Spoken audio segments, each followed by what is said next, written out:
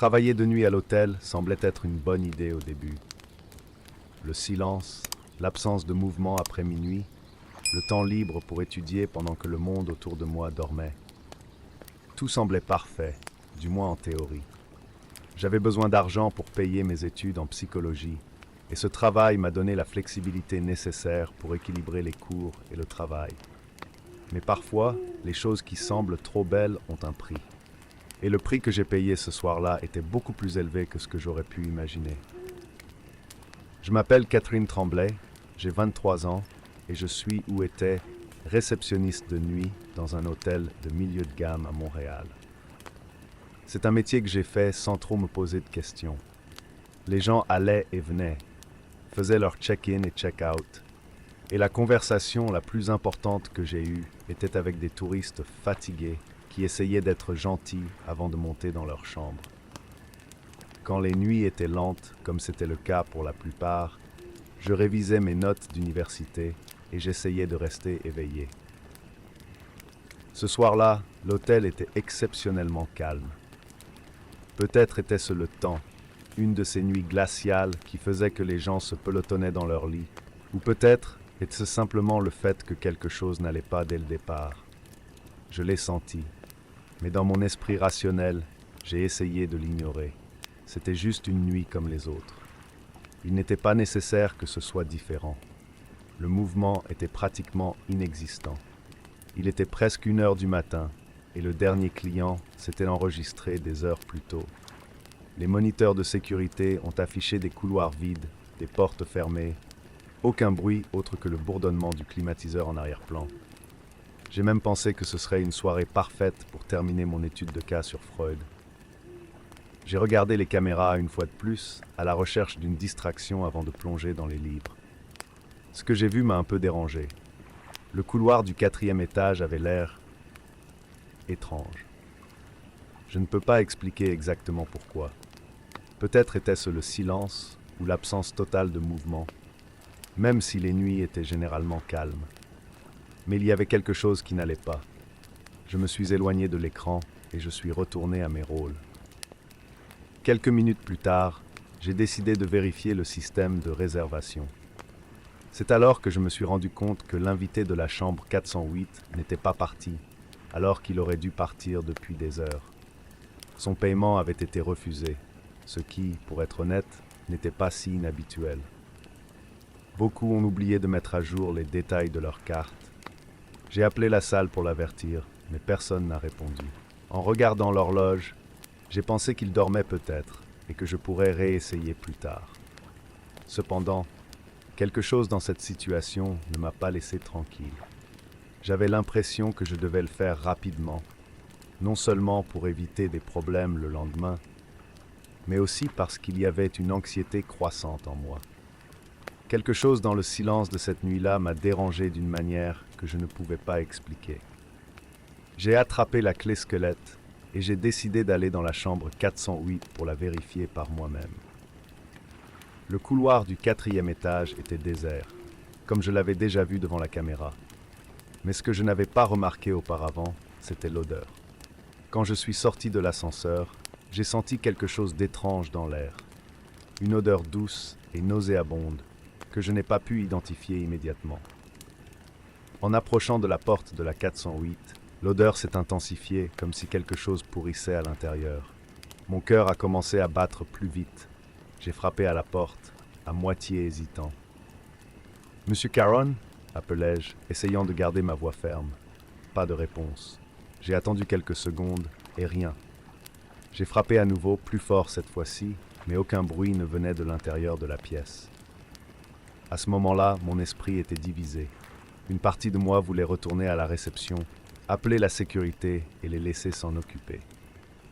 Mais l'autre partie de moi, poussée par une curiosité morbide ou le besoin de résoudre le problème, a décidé de continuer. J'ai pris une profonde inspiration et d'une main tremblante, j'ai déverrouillé la porte avec la clé squelette. La pièce était sombre et l'odeur était encore plus forte à l'intérieur.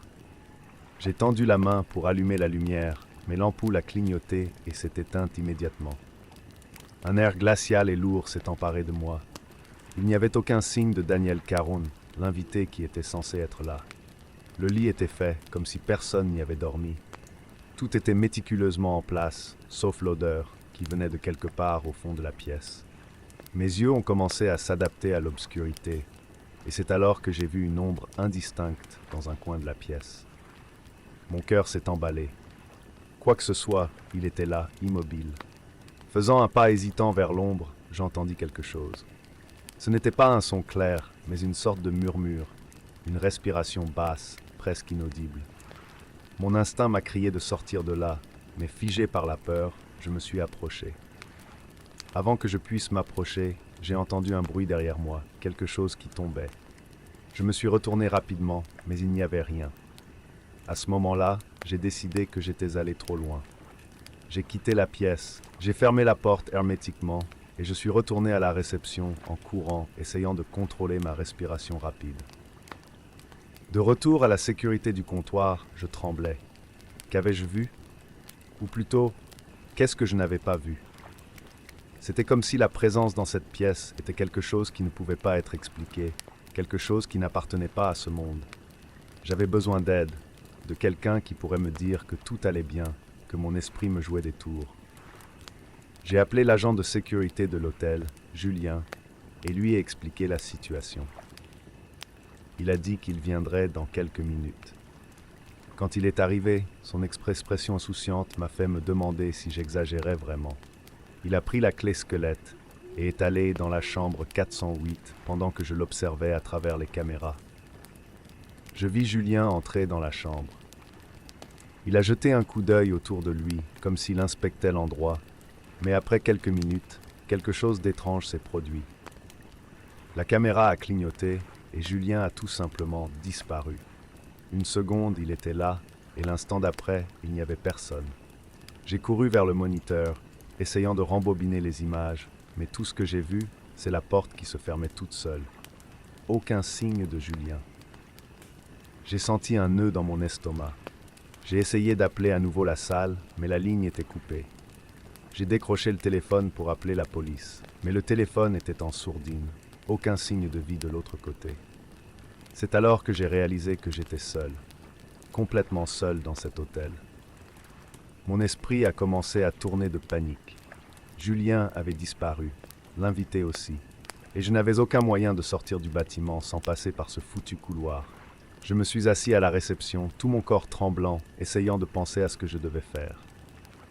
J'étais entouré d'une obscurité qui semblait vouloir m'avaler. Le reste de la nuit fut flou.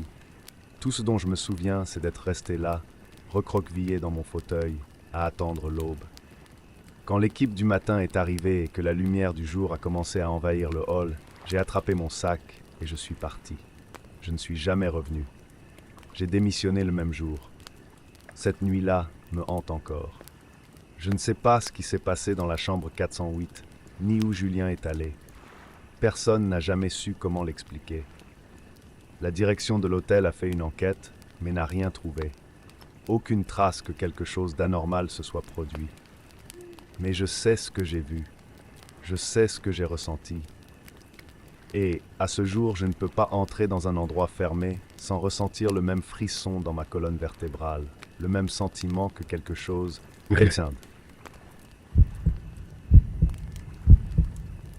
Je m'appelle Jake Thompson, un ancien combattant de 35 ans qui travaille maintenant comme videur de nuit dans un grand supermarché ouvert 24 heures sur 24 dans la campagne californienne.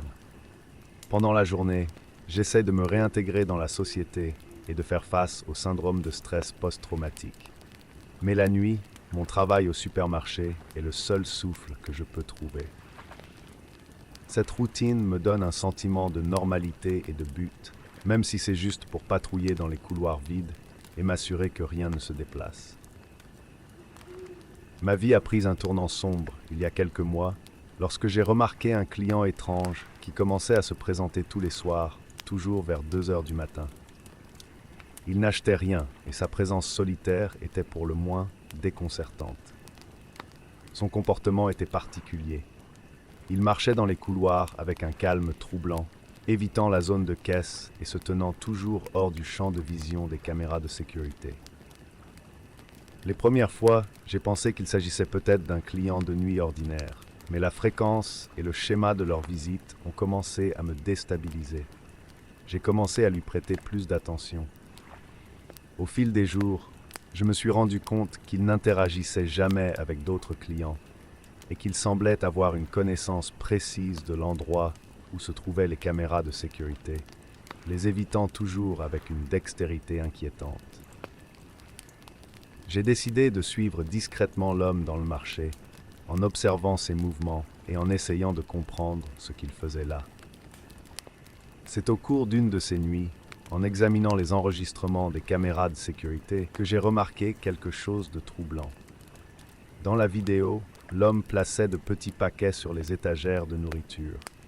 Au début, j'ai cru qu'il s'agissait de paquets de produits ordinaires, mais en y regardant de plus près, j'ai réalisé quelque chose qui m'a fait trembler de dégoût et de peur. Les paquets contenaient des restes humains déguisés en paquets de viande. Le choc et la révulsion m'ont laissé paralysé pendant quelques instants. Ces paquets n'étaient pas seulement macabres, ils étaient la preuve horrible que quelque chose de beaucoup plus sinistre se passait à l'intérieur de ce supermarché. L'emballage était caché parmi les produits normaux, comme s'il faisait partie d'une terrible mascarade macabre. Que faisait vraiment cet homme? Et comment a-t-il réussi à échapper à la détection? La nuit suivante, ma décision était claire. J'avais besoin de confronter l'homme et d'arrêter cette folie une fois pour toutes. Quand il est arrivé, j'ai fait de mon mieux pour garder un profil bas, mais j'étais déterminé à agir. Attendant le bon moment, je me suis approché de lui dans un couloir faiblement éclairé. Avec une peur croissante, je l'ai confronté. « Vous mettez ces choses sur les étagères », ai-je dit, la voix tremblante. « Que se passe-t-il ici ?» À ma grande horreur, l'homme ne s'est pas enfui. Au lieu de cela, il a souri, un sourire qui ressemblait plus à un geste de mépris qu'à autre chose. « Je serai de retour demain », a-t-il dit doucement, « et j'en apporterai d'autres. » Ces mots ont résonné dans mon esprit comme une sonnette d'alarme. J'ai essayé de l'arrêter, mais il a fait demi-tour et s'est enfui par la sortie, disparaissant la nuit avant l'arrivée de la police. Lorsque les agents sont arrivés, il n'y avait aucune trace de l'homme. Les caméras de sécurité étaient inexplicablement éteintes et les colis suspects avaient mystérieusement disparu. J'ai essayé d'alerter mes supérieurs sur ce qui s'était passé, mais mes paroles ont semblé tomber dans l'oreille d'un sourd. Ils pensaient que j'exagérais, que j'étais peut-être victime de stress post-traumatique, et ma crédibilité a été remise en question. Je me sentais impuissant et seul, sans personne pour étayer mes dires. Les jours qui ont suivi ont été un tourment psychologique. Chaque soir, j'attendais avec impatience l'arrivée de l'homme. Mon esprit était rempli de paranoïa. La peur constante de son retour et le sentiment que personne d'autre ne croyait en moi ont commencé à ronger ma santé mentale. J'ai regardé les images de la caméra de sécurité de manière obsessionnelle, à la recherche d'un signe de lui, mais tout était silencieux et vide. Le supermarché, qui avait autrefois été un refuge, est devenu une scène d'horreur personnelle. Je me promenais dans les couloirs avec un sentiment de vigilance constante, mes pensées tournant autour de l'image d'enveloppes de chair humaine déguisée. L'environnement qui semblait normal était maintenant chargé d'une tension insupportable. Chaque ombre et chaque bruit me faisait sursauter de peur. Ce n'est qu'un mois plus tard que l'homme est revenu. Je l'ai revu, cette fois avec un chariot rempli de boîtes et de colis. Il agissait avec le même sang-froid calculateur, et le sentiment qu'il était sur le point de faire face à quelque chose d'encore plus horrible devenait presque insupportable. Cette fois, je ne l'ai pas laissé s'échapper. La nuit était calme, alors que je me préparais pour l'épreuve de force finale. J'étais armé d'une radio de communication, prêt à appeler immédiatement la police. L'homme est entré dans le supermarché et a commencé à distribuer les paquets sur les étagères. Je me cachais, je regardais, j'attendais le bon moment pour agir. Lorsque j'ai donné le signal à la police, quelque chose d'inattendu s'est produit. Les lumières se sont soudainement éteintes, plongeant le supermarché dans l'obscurité totale. Mon cœur battait la chamade lorsque j'ai essayé d'appeler les officiers. Avec la radio dans l'oreille, j'ai réalisé que l'homme avait de nouveau disparu. Lorsque les lumières se sont allumées, tout semblait comme si de rien n'était. Les emballages de viande étaient là, mais rien ne semblait déplacé. Les agents sont arrivés et ont effectué un ratissage minutieux, mais encore une fois, ils n'ont rien trouvé. Ma peur et ma frustration étaient à leur maximum. Le sentiment d'être poursuivi par quelque chose d'invisible et le sentiment que personne ne croyait en moi continuaient à me hanter. La paranoïa et le doute ont commencé à consumer mon esprit et je me suis retrouvé piégé dans un cycle de peur et de désespoir. Le supermarché, qui était autrefois une partie importante de ma vie, est maintenant devenu un cauchemar vivant. Chaque nuit blanche et chaque geste suspect me rapprochait de la folie. L'homme a continué à apparaître dans mes cauchemars, une présence constante qui ne semblait pas vouloir me laisser tranquille. Mes tentatives pour trouver des réponses ont été constamment frustrées par le manque de preuves tangibles et l'incrédulité de ceux qui m'entouraient. Les semaines ont filé et la peur est devenue une partie intégrante de ma vie. Les nuits étaient une torture psychologique constante et le sentiment d'être observé ne disparaissait jamais. La vie telle que je la connaissais était en train de s'effilocher et j'étais sur le point de perdre le contrôle total. Le supermarché n'était plus seulement un lieu de travail, c'était le théâtre d'une terreur personnelle et constante. La présence de l'homme et le mystère de ses intentions me hantaient à chaque instant. Le sentiment d'être à la merci de quelque chose d'aussi insidieux et cruel m'a fait douter non seulement de ma santé mentale, mais aussi de la sécurité du monde qui m'entourait. J'étais pris au piège d'un cauchemar sans fin, essayant désespérément de trouver une issue, tandis que l'ombre de l'homme continuait de planer au-dessus de moi, une menace qui semblait n'avoir aucune fin.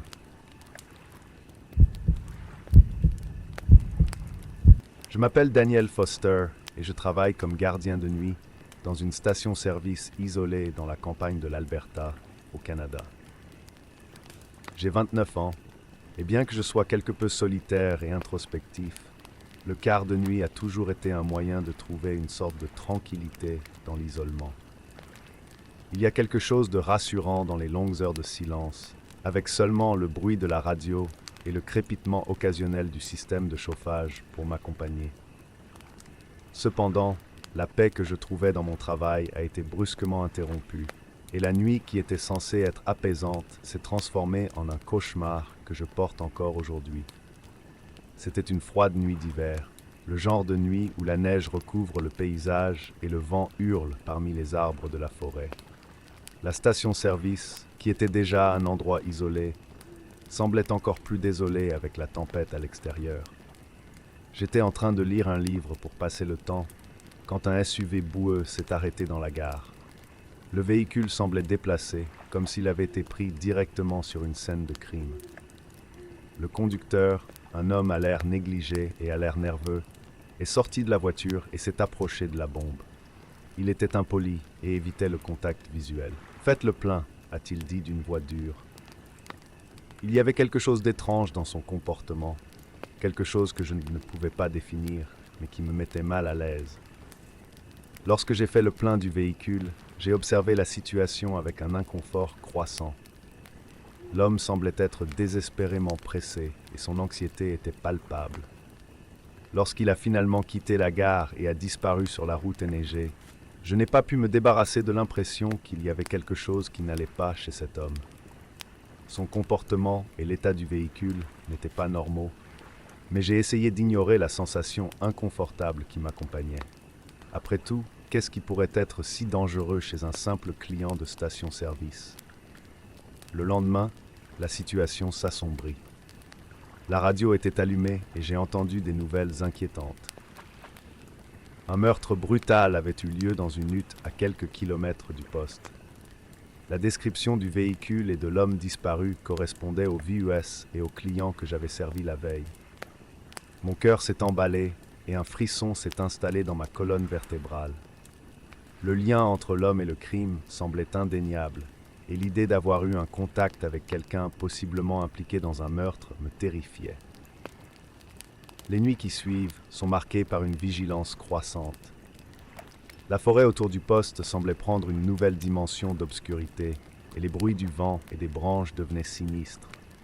Je commençais à croire que cet homme pouvait revenir pour éliminer tous les témoins.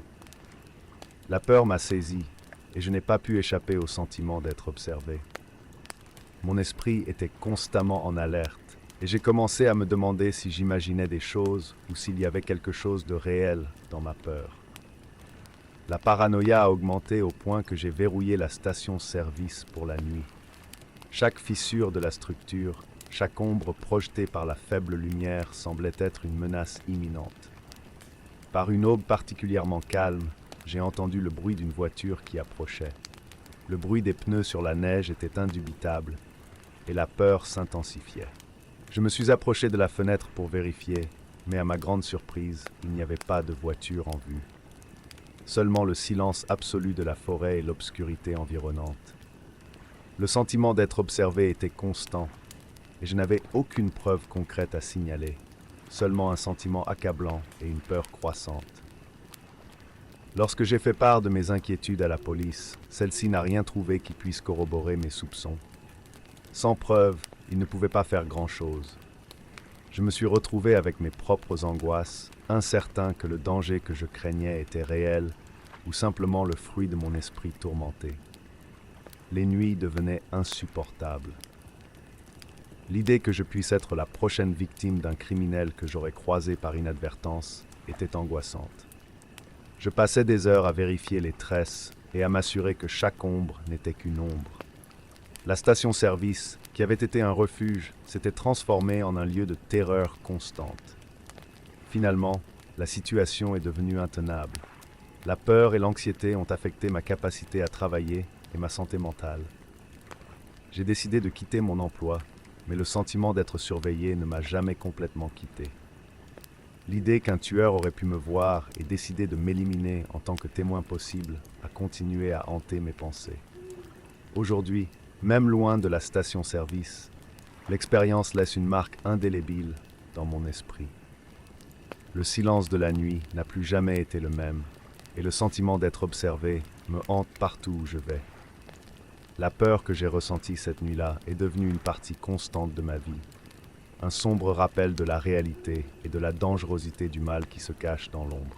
Cette nuit-là, en Alberta, avec son vus glacial et maculé de boue, a transformé ma vision du monde qui m'entourait.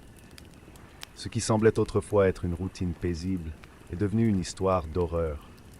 Et j'ai appris à mes dépens que parfois le vrai danger n'est pas seulement dans ce que vous voyez, mais dans le sentiment que quelque chose se cache toujours, attendant le bon moment pour frapper.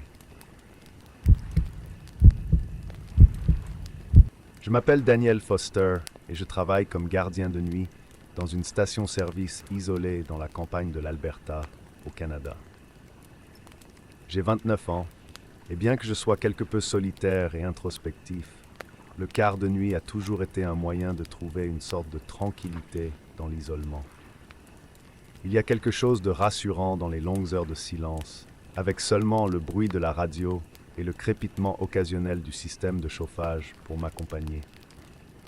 Cependant, la paix que je trouvais dans mon travail a été brusquement interrompue, et la nuit qui était censée être apaisante s'est transformée en un cauchemar que je porte encore aujourd'hui. C'était une froide nuit d'hiver, le genre de nuit où la neige recouvre le paysage et le vent hurle parmi les arbres de la forêt. La station-service, qui était déjà un endroit isolé, semblait encore plus désolée avec la tempête à l'extérieur. J'étais en train de lire un livre pour passer le temps, quand un SUV boueux s'est arrêté dans la gare. Le véhicule semblait déplacé, comme s'il avait été pris directement sur une scène de crime. Le conducteur, un homme à l'air négligé et à l'air nerveux, est sorti de la voiture et s'est approché de la bombe. Il était impoli et évitait le contact visuel. « Faites le plein », a-t-il dit d'une voix dure. Il y avait quelque chose d'étrange dans son comportement, quelque chose que je ne pouvais pas définir, mais qui me mettait mal à l'aise. Lorsque j'ai fait le plein du véhicule, j'ai observé la situation avec un inconfort croissant. L'homme semblait être désespérément pressé et son anxiété était palpable. Lorsqu'il a finalement quitté la gare et a disparu sur la route enneigée, je n'ai pas pu me débarrasser de l'impression qu'il y avait quelque chose qui n'allait pas chez cet homme. Son comportement et l'état du véhicule n'étaient pas normaux, mais j'ai essayé d'ignorer la sensation inconfortable qui m'accompagnait. Après tout, qu'est-ce qui pourrait être si dangereux chez un simple client de station-service? Le lendemain, la situation s'assombrit. La radio était allumée et j'ai entendu des nouvelles inquiétantes. Un meurtre brutal avait eu lieu dans une hutte à quelques kilomètres du poste. La description du véhicule et de l'homme disparu correspondait au VUS et au client que j'avais servi la veille. Mon cœur s'est emballé et un frisson s'est installé dans ma colonne vertébrale. Le lien entre l'homme et le crime semblait indéniable, et l'idée d'avoir eu un contact avec quelqu'un possiblement impliqué dans un meurtre me terrifiait.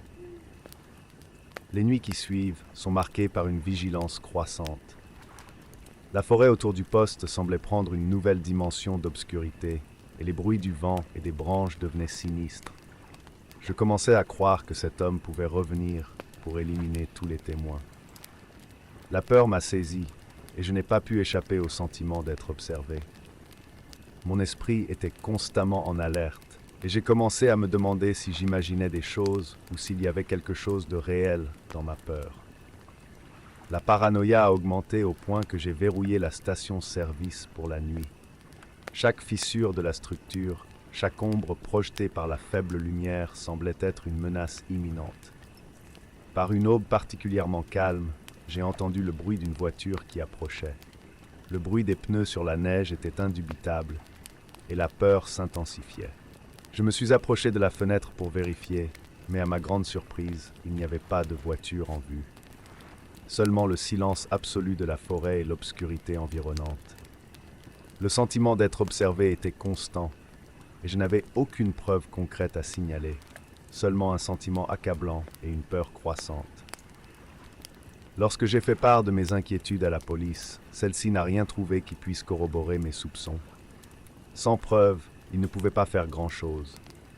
Je me suis retrouvé avec mes propres angoisses, incertain que le danger que je craignais était réel ou simplement le fruit de mon esprit tourmenté. Les nuits devenaient insupportables. L'idée que je puisse être la prochaine victime d'un criminel que j'aurais croisé par inadvertance était angoissante. Je passais des heures à vérifier les tresses et à m'assurer que chaque ombre n'était qu'une ombre. La station-service, qui avait été un refuge, s'était transformée en un lieu de terreur constante. Finalement, la situation est devenue intenable. La peur et l'anxiété ont affecté ma capacité à travailler et ma santé mentale. J'ai décidé de quitter mon emploi, mais le sentiment d'être surveillé ne m'a jamais complètement quitté. L'idée qu'un tueur aurait pu me voir et décider de m'éliminer en tant que témoin possible a continué à hanter mes pensées. Aujourd'hui, même loin de la station-service, l'expérience laisse une marque indélébile dans mon esprit. Le silence de la nuit n'a plus jamais été le même, et le sentiment d'être observé me hante partout où je vais. La peur que j'ai ressentie cette nuit-là est devenue une partie constante de ma vie, un sombre rappel de la réalité et de la dangerosité du mal qui se cache dans l'ombre. Cette nuit-là, en Alberta, avec son vus glacial et maculé de boue, a transformé ma vision du monde qui m'entourait. Ce qui semblait autrefois être une routine paisible est devenu une histoire d'horreur. Et j'ai appris à mes dépens que parfois le vrai danger n'est pas seulement dans ce que vous voyez, mais dans le sentiment que quelque chose se cache toujours, attendant le bon moment pour frapper.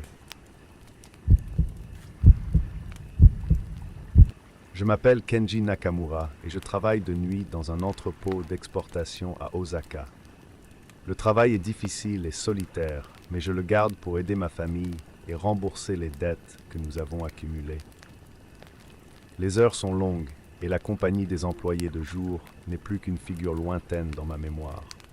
L'entrepôt est un endroit vaste et froid, plein de boîtes empilées et d'allées interminables. La faible lumière des projecteurs et le bruit constant des machines font de l'environnement un scénario qui, pour beaucoup, serait tout simplement monotone et fatigant. Pour moi, cependant, c'est devenu un espace de cauchemar et de tourment. Au cours des premiers jours, j'ai remarqué des petites choses qui n'avaient pas de sens à ignorer. Des bruits étranges résonnaient dans les couloirs vides. J'ai entendu des pas qui semblaient suivre mon rythme. Mais quand je me suis retourné, je n'ai trouvé personne. Il y avait quelque chose de troublant dans la façon dont le son résonnait, un motif déchiqueté et presque ludique, comme si quelqu'un s'amusait à mes dépens. Je l'ai attribué au stress et à la fatigue. Après tout, qui d'autre pouvait être là, à part moi? L'entrepôt était désert, et j'étais sûr qu'il n'y avait personne d'autre. Puis, par une nuit particulièrement froide, quelque chose d'inexplicable s'est produit. Alors que je déplaçais de lourdes boîtes, j'ai senti une brise froide passer devant moi, même si toutes les fenêtres étaient fermées et que le système de ventilation était éteint.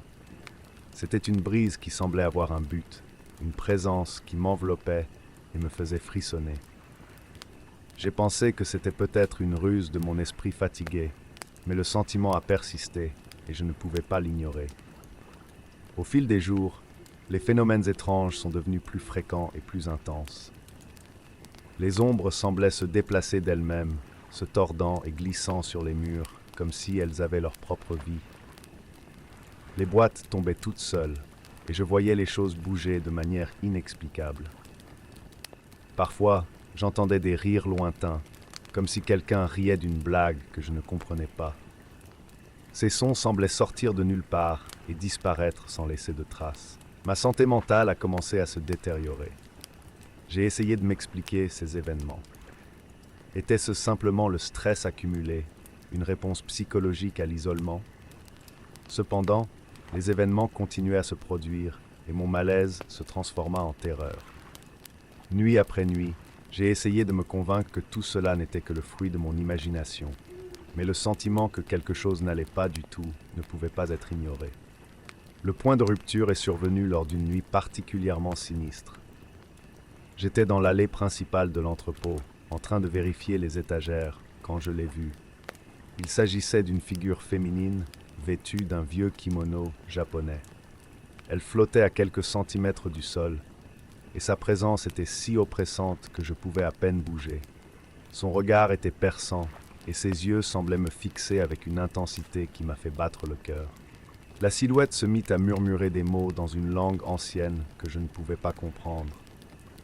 Les mots sonnaient comme une complainte, une mélodie triste et troublante qui m'enveloppait et me faisait frissonner dans le dos. J'avais envie de crier, de demander de l'aide, mais quelque chose m'en empêchait. La silhouette semblait s'estomper, mais sa présence était toujours palpable, comme une marque laissée dans l'air. Quand je suis allé chercher de l'aide, personne n'a cru à mon histoire. Mes collègues m'ont regardé avec dédain et un rire nerveux. Pour eux, je n'étais qu'un jeune homme qui gérait mal le stress.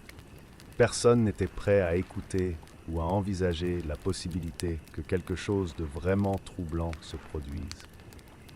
J'ai alors décidé d'enquêter par moi-même. J'ai commencé à chercher l'histoire de l'entrepôt, à fouiller dans de vieux dossiers et à parler à des gens qui pourraient avoir des informations. C'est ainsi que j'ai découvert l'horrible vérité. L'entrepôt avait été construit sur un ancien cimetière. Pendant la construction, de nombreux corps n'ont pas été correctement enlevés et la terre a été le théâtre de morts violentes et de tragédies. Ce que j'ai appris sur les Yurei, des esprits vengeurs qui hantent les endroits où ils sont morts violemment, m'a laissé sous le choc. La légende raconte que ces esprits restent pour se venger des vivants et hanter l'endroit jusqu'à ce que leur douleur soit reconnue et que justice soit rendue. J'ai essayé de changer de quart de travail, de demander à être relocalisé, mais les options étaient limitées et j'étais coincé dans la même routine. L'expérience d'y travailler est devenue insupportable. Les apparitions devinrent plus fréquentes et plus violentes. La figure féminine dans son kimono a continué à apparaître, maintenant accompagnée d'un sentiment constant d'oppression et de peur. J'avais l'impression d'être suivi par quelque chose d'invisible et de maléfique. Les visites nocturnes étaient de plus en plus intenses, et les phénomènes inexpliqués sont devenus une partie constante de ma vie. Par une nuit particulièrement sombre, la silhouette a soudainement disparu, sans laisser de traces. L'environnement semblait avoir changé, et je me suis retrouvé seul, plongé dans une obscurité dense et troublante. La terreur était à son comble, et je savais que je devais sortir de là. À partir de ce moment, le sentiment que quelque chose de terrible s'était réellement produit ne m'a plus quitté. J'ai quitté mon emploi, mais l'expérience m'a profondément ébranlé. Je n'ai plus jamais revu la silhouette en kimono, mais le souvenir de ce que j'ai vécu continue de me hanter. J'emporte avec moi la certitude que c'était réel, que les légendes et les histoires sur les Yurei n'étaient pas seulement des mythes, mais une réalité cruelle et troublante. Ma vie n'a plus jamais été la même, et les souvenirs de ces nuits dans l'entrepôt d'Osaka restent comme une ombre persistante. Un rappel constant de la terreur qui peut se cacher dans les profondeurs de ce que nous ne pouvons pas voir.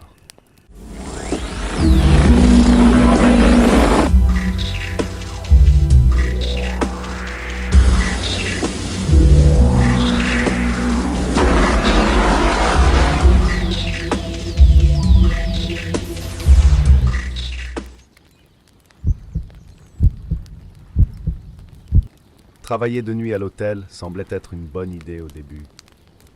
Le silence, l'absence de mouvement après minuit, le temps libre pour étudier pendant que le monde autour de moi dormait.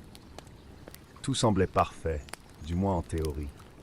J'avais besoin d'argent pour payer mes études en psychologie, et ce travail m'a donné la flexibilité nécessaire pour équilibrer les cours et le travail.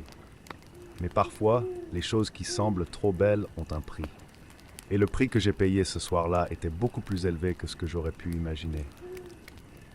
Je m'appelle Catherine Tremblay, j'ai 23 ans et je suis ou étais réceptionniste de nuit dans un hôtel de milieu de gamme à Montréal. C'est un métier que j'ai fait sans trop me poser de questions. Les gens allaient et venaient, faisaient leur check-in et check-out, et la conversation la plus importante que j'ai eue était avec des touristes fatigués qui essayaient d'être gentils avant de monter dans leur chambre. Quand les nuits étaient lentes, comme c'était le cas pour la plupart, je révisais mes notes d'université et j'essayais de rester éveillé. Ce soir-là, l'hôtel était exceptionnellement calme. Peut-être était-ce le temps, une de ces nuits glaciales qui faisaient que les gens se pelotonnaient dans leur lit, ou peut-être était-ce simplement le fait que quelque chose n'allait pas dès le départ.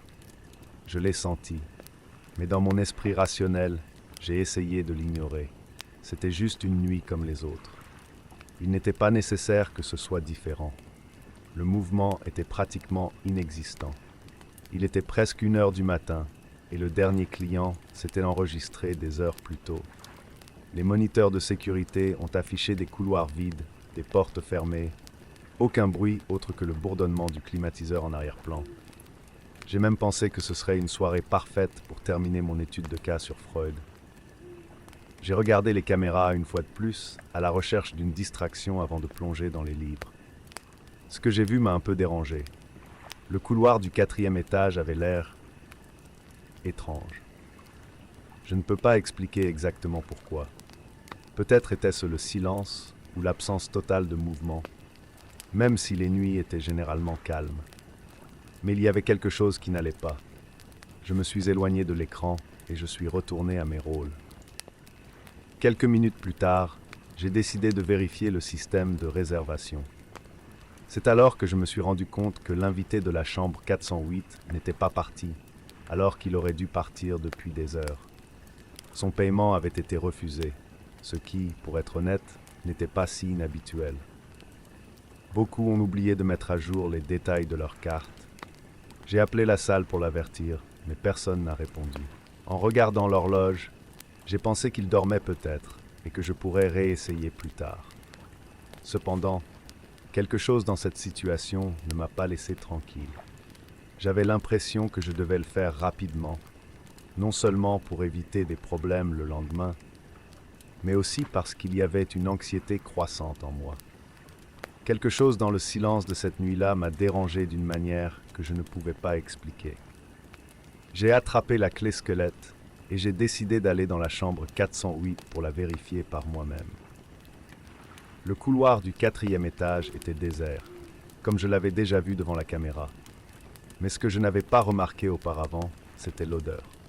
Quand je suis sorti de l'ascenseur, j'ai senti quelque chose d'étrange dans l'air. Une odeur douce et nauséabonde que je n'ai pas pu identifier immédiatement.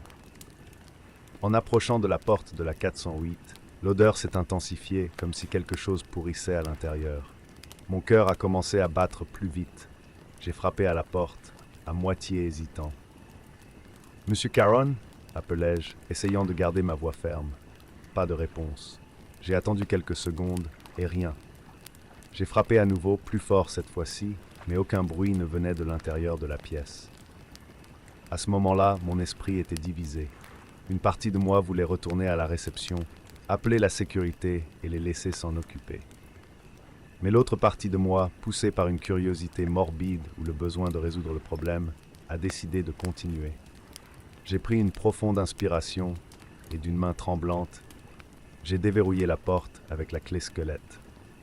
La pièce était sombre et l'odeur était encore plus forte à l'intérieur. J'ai tendu la main pour allumer la lumière, mais l'ampoule a clignoté et s'est éteinte immédiatement. Un air glacial et lourd s'est emparé de moi. Il n'y avait aucun signe de Daniel Caron, l'invité qui était censé être là. Le lit était fait, comme si personne n'y avait dormi. Tout était méticuleusement en place, sauf l'odeur, qui venait de quelque part au fond de la pièce. Mes yeux ont commencé à s'adapter à l'obscurité, et c'est alors que j'ai vu une ombre indistincte dans un coin de la pièce. Mon cœur s'est emballé. Quoi que ce soit, il était là, immobile. Faisant un pas hésitant vers l'ombre, j'entendis quelque chose.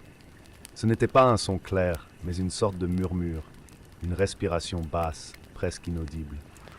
Mon instinct m'a crié de sortir de là, mais figé par la peur, je me suis approché. Avant que je puisse m'approcher, j'ai entendu un bruit derrière moi, quelque chose qui tombait. Je me suis retourné rapidement, mais il n'y avait rien. À ce moment-là, j'ai décidé que j'étais allé trop loin. J'ai quitté la pièce, j'ai fermé la porte hermétiquement et je suis retourné à la réception en courant, essayant de contrôler ma respiration rapide. De retour à la sécurité du comptoir, je tremblais.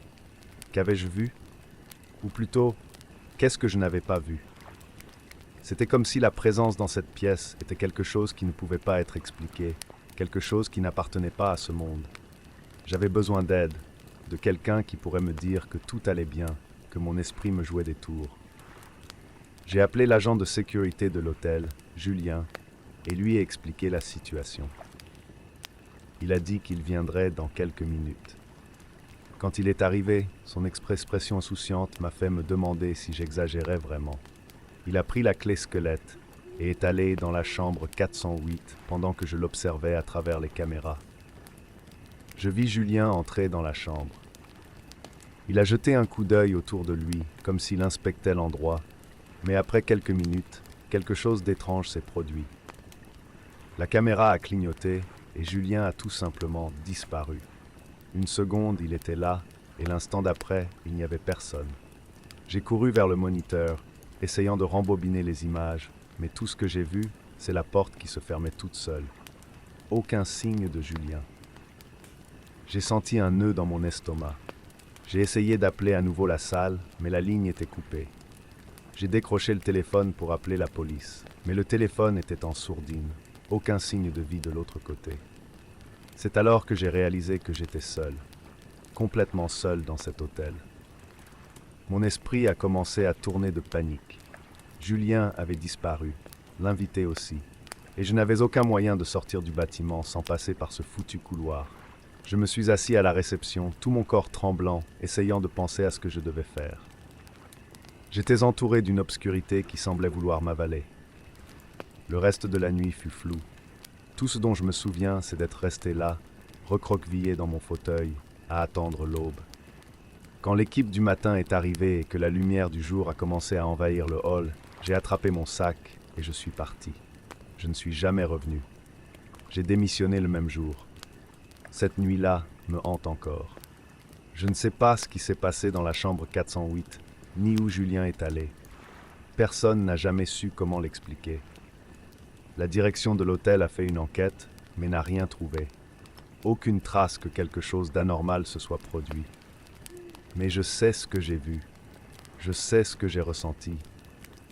Et, à ce jour, je ne peux pas entrer dans un endroit fermé sans ressentir le même frisson dans ma colonne vertébrale, le même sentiment que quelque chose... Alexandre. Je m'appelle Jake Thompson, un ancien combattant de 35 ans qui travaille maintenant comme videur de nuit dans un grand supermarché ouvert 24 heures sur 24 dans la campagne californienne. Pendant la journée, J'essaie de me réintégrer dans la société et de faire face au syndrome de stress post-traumatique. Mais la nuit, mon travail au supermarché est le seul souffle que je peux trouver. Cette routine me donne un sentiment de normalité et de but, même si c'est juste pour patrouiller dans les couloirs vides et m'assurer que rien ne se déplace. Ma vie a pris un tournant sombre il y a quelques mois, lorsque j'ai remarqué un client étrange qui commençait à se présenter tous les soirs, toujours vers 2 heures du matin. Il n'achetait rien et sa présence solitaire était pour le moins déconcertante.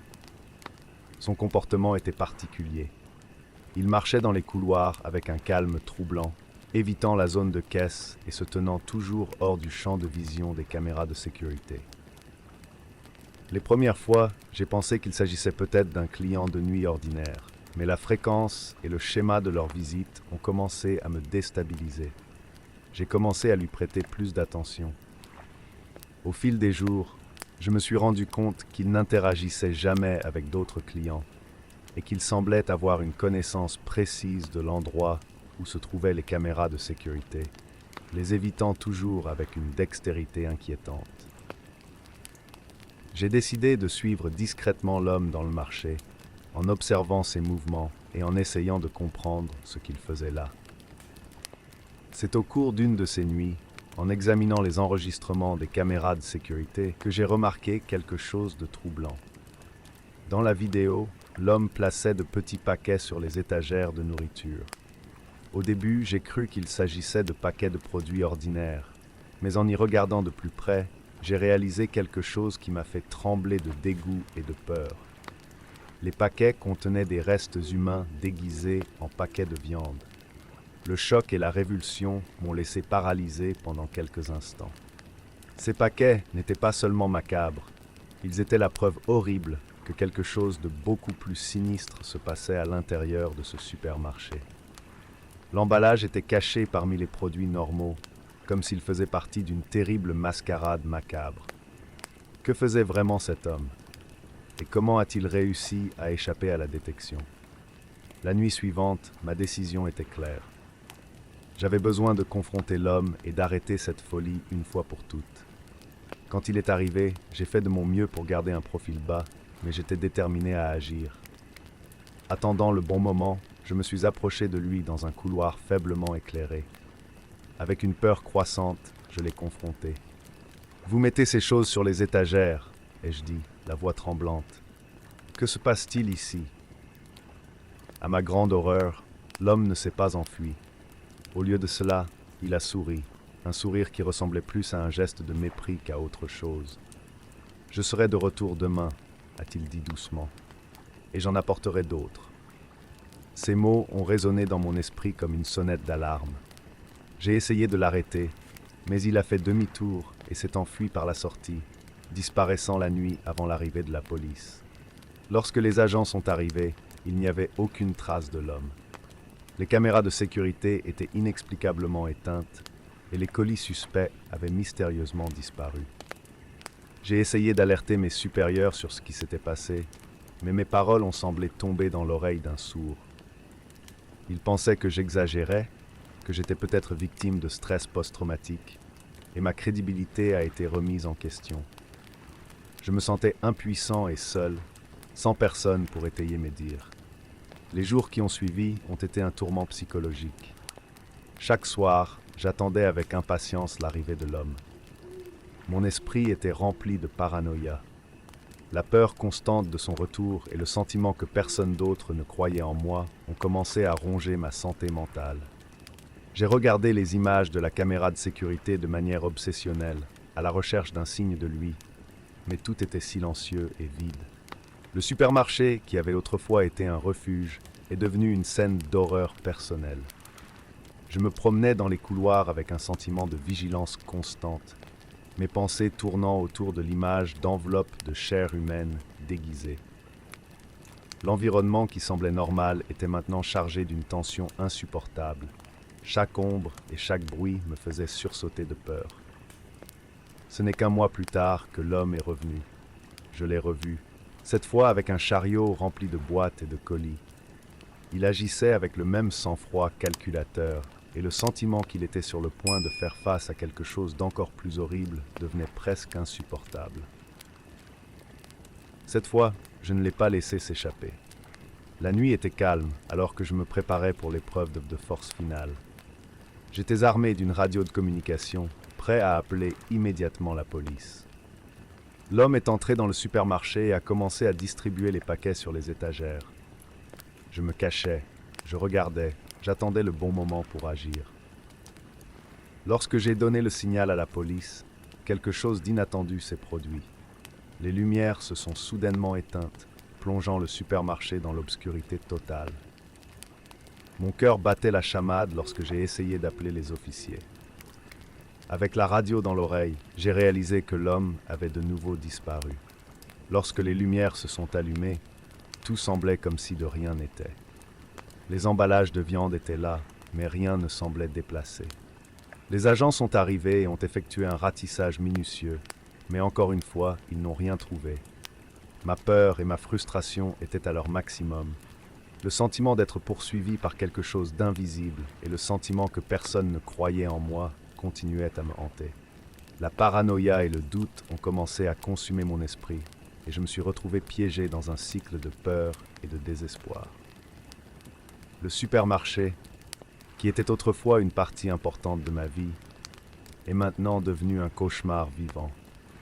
Chaque nuit blanche et chaque geste suspect me rapprochait de la folie. L'homme a continué à apparaître dans mes cauchemars, une présence constante qui ne semblait pas vouloir me laisser tranquille. Mes tentatives pour trouver des réponses ont été constamment frustrées par le manque de preuves tangibles et l'incrédulité de ceux qui m'entouraient. Les semaines ont filé et la peur est devenue une partie intégrante de ma vie. Les nuits étaient une torture psychologique constante et le sentiment d'être observé ne disparaissait jamais. La vie telle que je la connaissais était en train de s'effilocher et j'étais sur le point de perdre le contrôle total. Le supermarché n'était plus seulement un lieu de travail, c'était le théâtre d'une terreur personnelle et constante. La présence de l'homme et le mystère de ses intentions me hantaient à chaque instant. Le sentiment d'être à la merci de quelque chose d'aussi insidieux et cruel m'a fait douter non seulement de ma santé mentale, mais aussi de la sécurité du monde qui m'entourait. J'étais pris au piège d'un cauchemar sans fin, essayant désespérément de trouver une issue, tandis que l'ombre de l'homme continuait de planer au-dessus de moi, une menace qui semblait n'avoir aucune fin.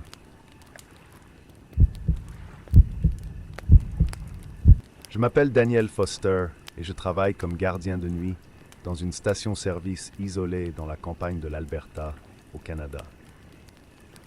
J'ai 29 ans, et bien que je sois quelque peu solitaire et introspectif, le quart de nuit a toujours été un moyen de trouver une sorte de tranquillité dans l'isolement. Il y a quelque chose de rassurant dans les longues heures de silence, avec seulement le bruit de la radio et le crépitement occasionnel du système de chauffage pour m'accompagner. Cependant, la paix que je trouvais dans mon travail a été brusquement interrompue, et la nuit qui était censée être apaisante s'est transformée en un cauchemar que je porte encore aujourd'hui. C'était une froide nuit d'hiver, le genre de nuit où la neige recouvre le paysage et le vent hurle parmi les arbres de la forêt. La station-service, qui était déjà un endroit isolé, semblait encore plus désolée avec la tempête à l'extérieur. J'étais en train de lire un livre pour passer le temps, quand un SUV boueux s'est arrêté dans la gare. Le véhicule semblait déplacé, comme s'il avait été pris directement sur une scène de crime. Le conducteur, un homme à l'air négligé et à l'air nerveux, est sorti de la voiture et s'est approché de la bombe. Il était impoli et évitait le contact visuel. « Faites le plein », a-t-il dit d'une voix dure. Il y avait quelque chose d'étrange dans son comportement, quelque chose que je ne pouvais pas définir, mais qui me mettait mal à l'aise. Lorsque j'ai fait le plein du véhicule, j'ai observé la situation avec un inconfort croissant. L'homme semblait être désespérément pressé et son anxiété était palpable.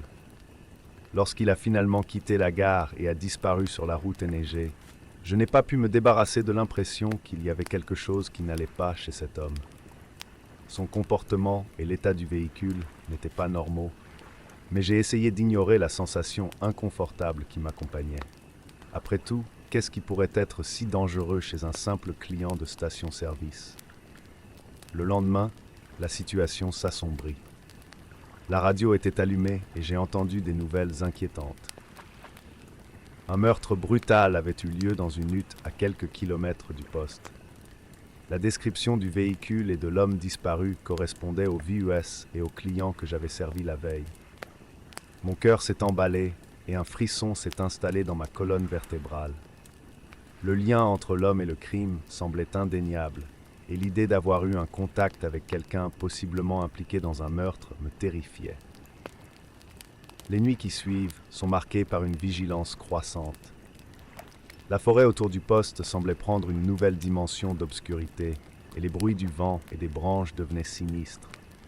Je commençais à croire que cet homme pouvait revenir pour éliminer tous les témoins. La peur m'a saisi, et je n'ai pas pu échapper au sentiment d'être observé.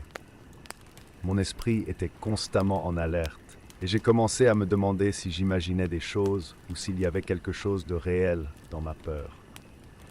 La paranoïa a augmenté au point que j'ai verrouillé la station-service pour la nuit. Chaque fissure de la structure, chaque ombre projetée par la faible lumière semblait être une menace imminente.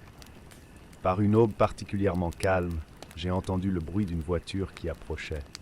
Le bruit des pneus sur la neige était indubitable, et la peur s'intensifiait.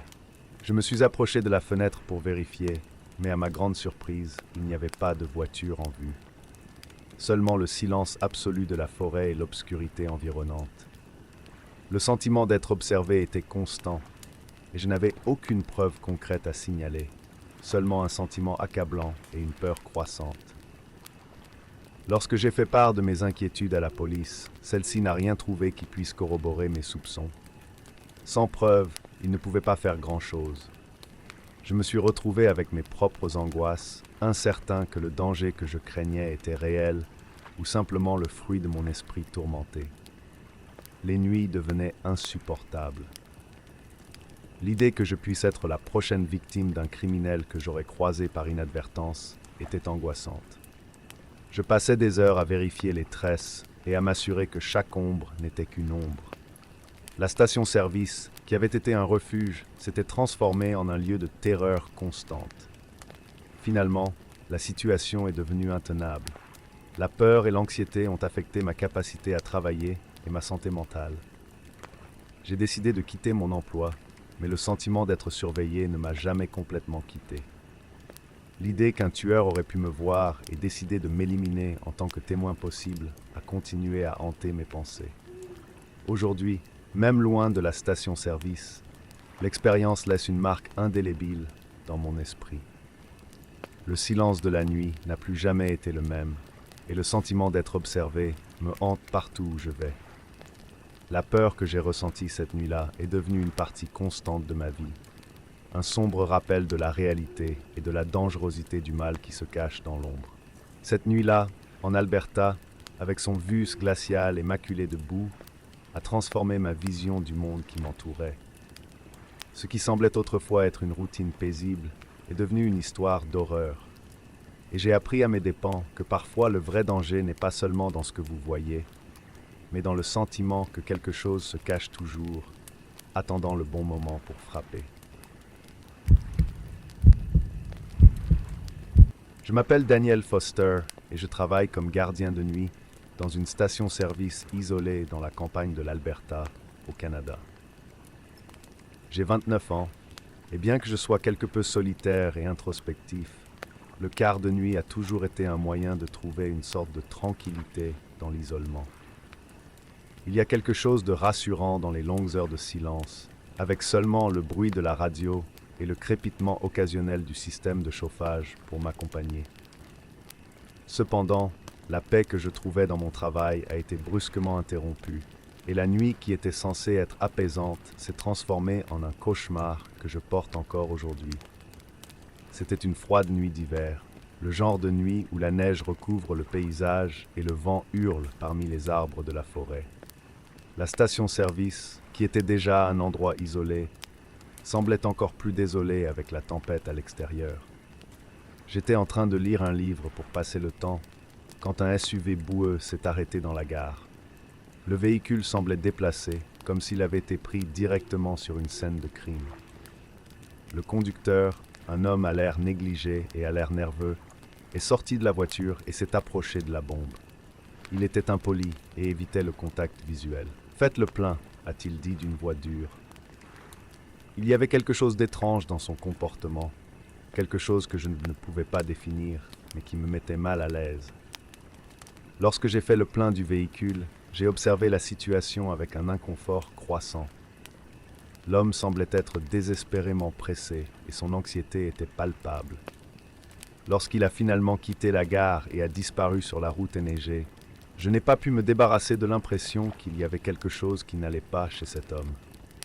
Son comportement et l'état du véhicule n'étaient pas normaux, mais j'ai essayé d'ignorer la sensation inconfortable qui m'accompagnait. Après tout, qu'est-ce qui pourrait être si dangereux chez un simple client de station-service? Le lendemain, la situation s'assombrit. La radio était allumée et j'ai entendu des nouvelles inquiétantes. Un meurtre brutal avait eu lieu dans une hutte à quelques kilomètres du poste. La description du véhicule et de l'homme disparu correspondait au VUS et au client que j'avais servi la veille. Mon cœur s'est emballé et un frisson s'est installé dans ma colonne vertébrale. Le lien entre l'homme et le crime semblait indéniable, et l'idée d'avoir eu un contact avec quelqu'un possiblement impliqué dans un meurtre me terrifiait. Les nuits qui suivent sont marquées par une vigilance croissante. La forêt autour du poste semblait prendre une nouvelle dimension d'obscurité, et les bruits du vent et des branches devenaient sinistres. Je commençais à croire que cet homme pouvait revenir pour éliminer tous les témoins. La peur m'a saisi, et je n'ai pas pu échapper au sentiment d'être observé. Mon esprit était constamment en alerte, et j'ai commencé à me demander si j'imaginais des choses ou s'il y avait quelque chose de réel dans ma peur. La paranoïa a augmenté au point que j'ai verrouillé la station-service pour la nuit. Chaque fissure de la structure, chaque ombre projetée par la faible lumière semblait être une menace imminente. Par une aube particulièrement calme, j'ai entendu le bruit d'une voiture qui approchait. Le bruit des pneus sur la neige était indubitable, et la peur s'intensifiait. Je me suis approché de la fenêtre pour vérifier, mais à ma grande surprise, il n'y avait pas de voiture en vue. Seulement le silence absolu de la forêt et l'obscurité environnante. Le sentiment d'être observé était constant, et je n'avais aucune preuve concrète à signaler, seulement un sentiment accablant et une peur croissante. Lorsque j'ai fait part de mes inquiétudes à la police, celle-ci n'a rien trouvé qui puisse corroborer mes soupçons. Sans preuve, il ne pouvait pas faire grand-chose. Je me suis retrouvé avec mes propres angoisses, incertain que le danger que je craignais était réel ou simplement le fruit de mon esprit tourmenté. Les nuits devenaient insupportables. L'idée que je puisse être la prochaine victime d'un criminel que j'aurais croisé par inadvertance était angoissante. Je passais des heures à vérifier les tresses et à m'assurer que chaque ombre n'était qu'une ombre. La station-service, qui avait été un refuge, s'était transformée en un lieu de terreur constante. Finalement, la situation est devenue intenable. La peur et l'anxiété ont affecté ma capacité à travailler et ma santé mentale. J'ai décidé de quitter mon emploi, mais le sentiment d'être surveillé ne m'a jamais complètement quitté. L'idée qu'un tueur aurait pu me voir et décider de m'éliminer en tant que témoin possible a continué à hanter mes pensées. Aujourd'hui, même loin de la station-service, l'expérience laisse une marque indélébile dans mon esprit. Le silence de la nuit n'a plus jamais été le même, et le sentiment d'être observé me hante partout où je vais. La peur que j'ai ressentie cette nuit-là est devenue une partie constante de ma vie, un sombre rappel de la réalité et de la dangerosité du mal qui se cache dans l'ombre. Cette nuit-là, en Alberta, avec son vus glacial et maculé de boue, a transformé ma vision du monde qui m'entourait. Ce qui semblait autrefois être une routine paisible est devenu une histoire d'horreur. Et j'ai appris à mes dépens que parfois le vrai danger n'est pas seulement dans ce que vous voyez, mais dans le sentiment que quelque chose se cache toujours, attendant le bon moment pour frapper. Je m'appelle Kenji Nakamura et je travaille de nuit dans un entrepôt d'exportation à Osaka. Le travail est difficile et solitaire, mais je le garde pour aider ma famille et rembourser les dettes que nous avons accumulées. Les heures sont longues et la compagnie des employés de jour n'est plus qu'une figure lointaine dans ma mémoire. L'entrepôt est un endroit vaste et froid, plein de boîtes empilées et d'allées interminables. La faible lumière des projecteurs et le bruit constant des machines font de l'environnement un scénario qui, pour beaucoup, serait tout simplement monotone et fatigant. Pour moi, cependant, c'est devenu un espace de cauchemar et de tourment. Au cours des premiers jours, j'ai remarqué des petites choses qui n'avaient pas de sens à ignorer. Des bruits étranges résonnaient dans les couloirs vides. J'ai entendu des pas qui semblaient suivre mon rythme. Mais quand je me suis retourné, je n'ai trouvé personne. Il y avait quelque chose de troublant dans la façon dont le son résonnait, un motif déchiqueté et presque ludique, comme si quelqu'un s'amusait à mes dépens. Je l'ai attribué au stress et à la fatigue. Après tout, qui d'autre pouvait être là, à part moi? L'entrepôt était désert, et j'étais sûr qu'il n'y avait personne d'autre. Puis, par une nuit particulièrement froide, quelque chose d'inexplicable s'est produit. Alors que je déplaçais de lourdes boîtes, j'ai senti une brise froide passer devant moi, même si toutes les fenêtres étaient fermées et que le système de ventilation était éteint. C'était une brise qui semblait avoir un but, une présence qui m'enveloppait et me faisait frissonner.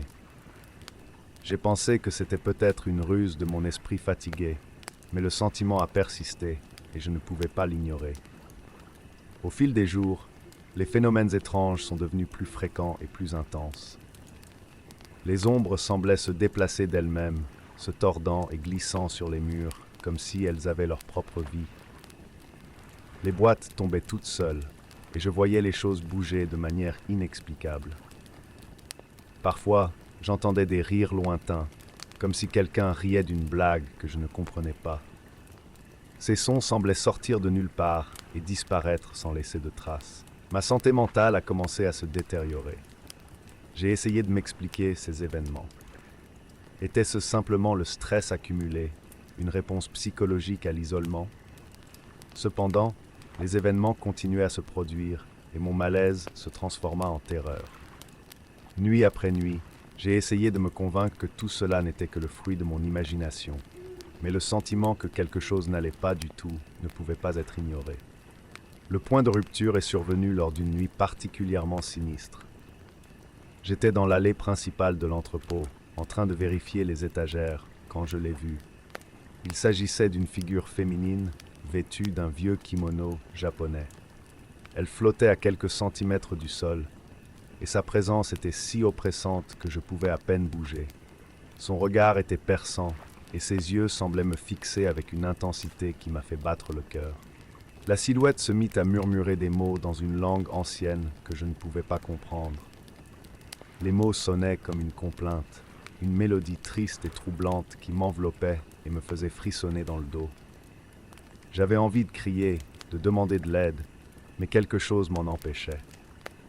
La silhouette semblait s'estomper, mais sa présence était toujours palpable, comme une marque laissée dans l'air. Quand je suis allé chercher de l'aide, personne n'a cru à mon histoire. Mes collègues m'ont regardé avec dédain et un rire nerveux. Pour eux, je n'étais qu'un jeune homme qui gérait mal le stress. Personne n'était prêt à écouter ou à envisager la possibilité que quelque chose de vraiment troublant se produise. J'ai alors décidé d'enquêter par moi-même. J'ai commencé à chercher l'histoire de l'entrepôt, à fouiller dans de vieux dossiers et à parler à des gens qui pourraient avoir des informations. C'est ainsi que j'ai découvert l'horrible vérité. L'entrepôt avait été construit sur un ancien cimetière. Pendant la construction, de nombreux corps n'ont pas été correctement enlevés et la terre a été le théâtre de morts violentes et de tragédies. Ce que j'ai appris sur les Yurei, des esprits vengeurs qui hantent les endroits où ils sont morts violemment, m'a laissé sous le choc. La légende raconte que ces esprits restent pour se venger des vivants et hanter l'endroit jusqu'à ce que leur douleur soit reconnue et que justice soit rendue. J'ai essayé de changer de quart de travail, de demander à être relocalisé, mais les options étaient limitées et j'étais coincé dans la même routine. L'expérience d'y travailler est devenue insupportable. Les apparitions devinrent plus fréquentes et plus violentes. La figure féminine dans son kimono a continué à apparaître, maintenant accompagnée d'un sentiment constant d'oppression et de peur. J'avais l'impression d'être suivi par quelque chose d'invisible et de maléfique. Les visites nocturnes étaient de plus en plus intenses, et les phénomènes inexpliqués sont devenus une partie constante de ma vie. Par une nuit particulièrement sombre, la silhouette a soudainement disparu, sans laisser de traces. L'environnement semblait avoir changé, et je me suis retrouvé seul, plongé dans une obscurité dense et troublante. La terreur était à son comble, et je savais que je devais sortir de là. À partir de ce moment, le sentiment que quelque chose de terrible s'était réellement produit ne m'a plus quitté. J'ai quitté mon emploi, mais l'expérience m'a profondément ébranlé.